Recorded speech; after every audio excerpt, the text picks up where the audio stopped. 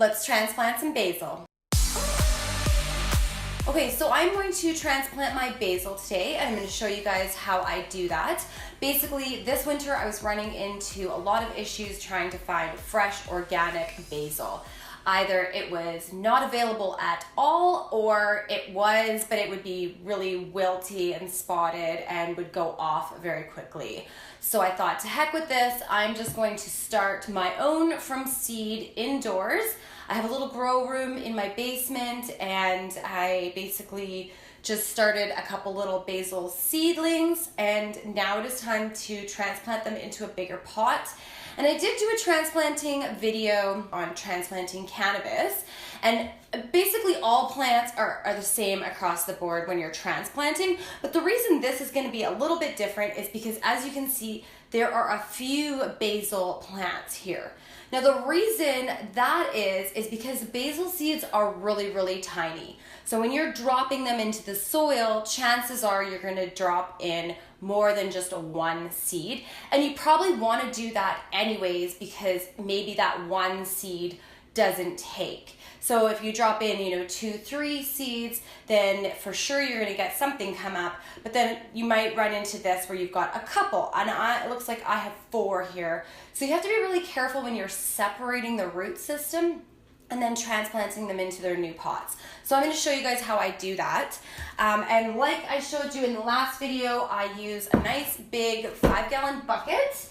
And then I also have some nice organic soil.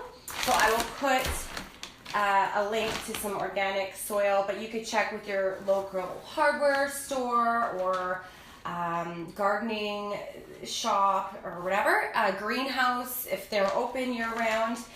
And what I'm going to do is I mix some of this potting soil in the bucket, and then I also add in worm castings. So basically this is worm poop, and it's like fertilizer for your soil. And then we're going to just mix it up. So we've got our potting soil in there, and then we've got a little bit of worm poop to act as a fertilizer.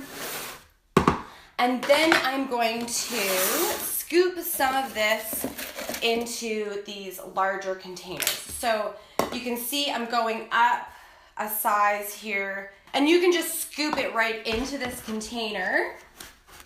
Like, get the container in there and scoop it, and then just top it up a little bit with another scooping device. And what I always do is I leave a little bit of room so that the water is never going to just pour over the top. Say if I put water in here, it's not going to make a big mess. So I do leave a bit of space there.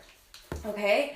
And so then what I'm going to do is very gently, like I showed you guys in the last video, I'm going to try to get these to come out. But these ones are just little tiny seedlings, and they are going to be much more fragile. And this pot is a little bit more malleable, and I'm going to squash it a bit, maybe push the bottom a bit. And then I'm going to very carefully try to get these guys to come out, okay? And it's coming out nice and easy, no problem. If it was giving me resistance, I would stop immediately and massage the container a little bit more, okay? So we've got a healthy root system going on here, and I am going to pull these little plants apart. So you can see that this guy's obviously on his own, and just very gently, I'm going to try to separate him from his buddies here, okay? So there we go. It seems to be coming apart, no problem. And so he has his own little root system, and then these guys will save. We'll do those in a minute. And what I will then do is dig a hole roughly the size of this section, and then I place a little seedling in there, try to make sure that it is straight, it's standing straight up, and then you will push the new soil around the little seedling and pack it in with your fingers, make it nice and snug in there, and that it's straight, push the soil down so that it's not going to fall over. And there we go. So now I have my little basil plant in its new home. I'm gonna water it really, really well and put it back in the greenhouse. And then I have these little labels. So this one's already done up. And I just write on there with a Sharpie, basil. So now I'm gonna carry on transplanting the rest of these, doing exactly the same thing. And I will label each one of them in their own little home.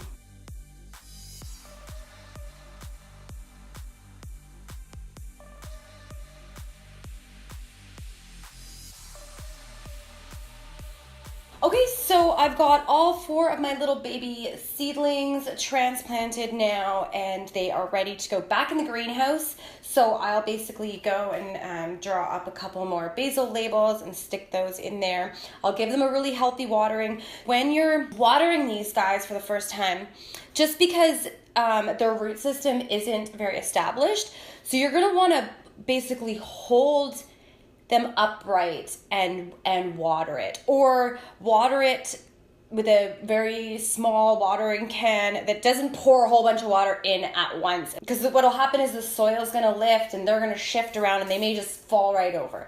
So I always just I don't know if you can see this, but I'll just put my fingers like on either side of the seedling and then water it so that he stays in place while the water gets in there and soaks the soil and settles.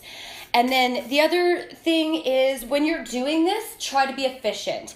So like you could see, I separated the one little guy and left the other ones there for a second and transplanted it. And you would want to be efficient with getting the rest of them into their new homes. The reason being is that their root system is exposed, and you don't want to leave the root system exposed for a really long time because it'll dry out and it's just not really good for them.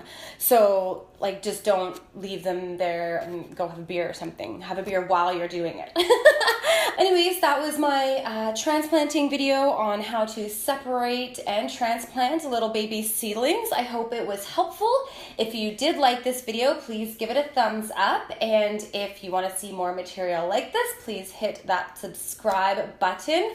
Thanks so much for joining me, and have a really fantastic day.